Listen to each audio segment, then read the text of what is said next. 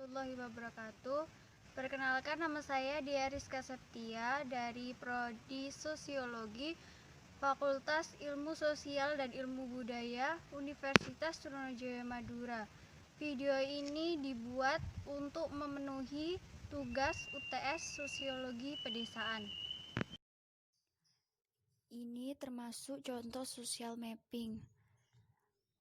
Social mapping ini digunakan untuk mengetahui pola relasi sosial, yaitu hubungan antara individu dengan individu, individu dengan kelompok, kelompok dengan kelompok, kelompok dengan lingkungannya.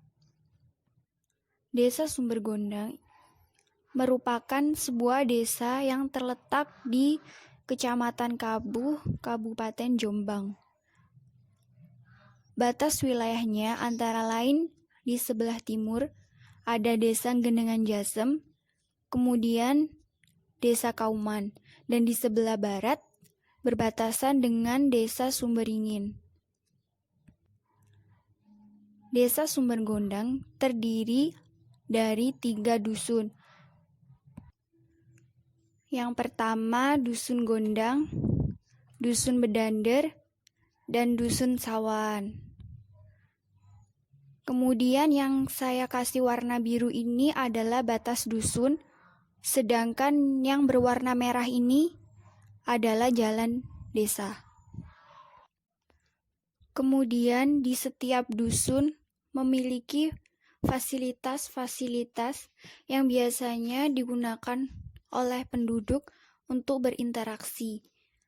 Seperti contohnya di Dusun Gondang ini, terdapat akses beribadah, masjid, kemudian akses berkumpul, balai dusun, dan pos kamling.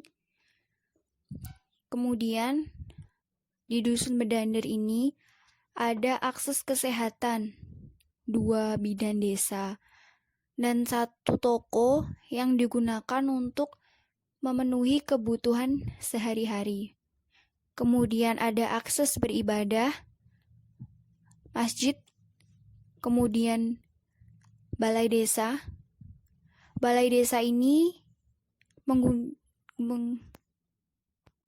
menjadi pusat pertemuan antar dusun, sehingga Dusun Gondang dan Dusun Sawan ini berkumpul di Dusun Bedander. Kemudian ada akses pendidikan, ada sekolah dasar dan ada TK. Di samping itu juga ada akses lapangan yang biasa digunakan oleh anak-anak untuk bermain.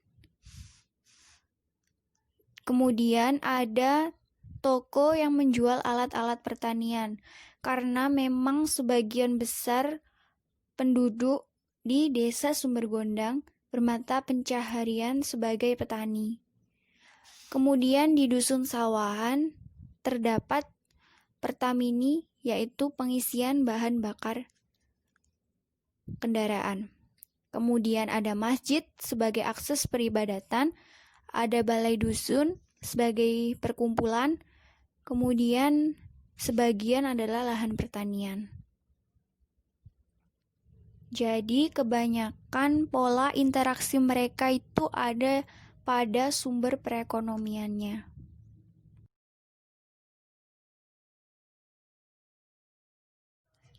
Diagram Venn.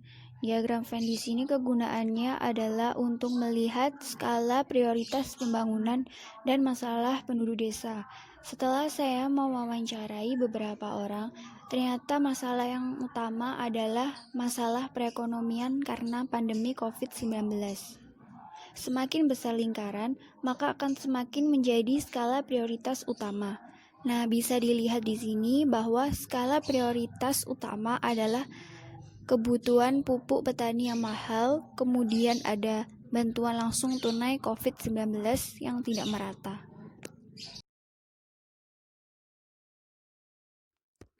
Food basket, jaring-jaring makanan.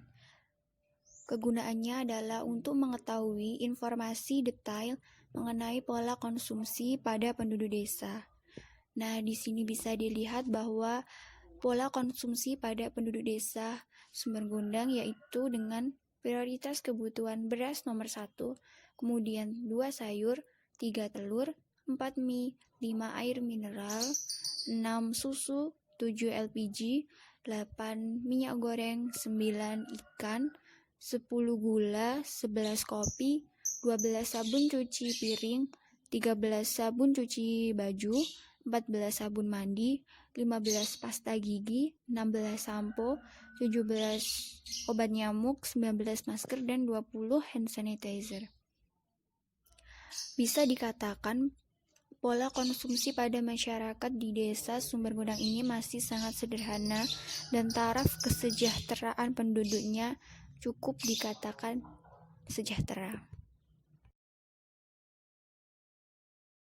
Matriks scoring digunakan untuk mengetahui skala prioritas permasalahan pada penduduk desa.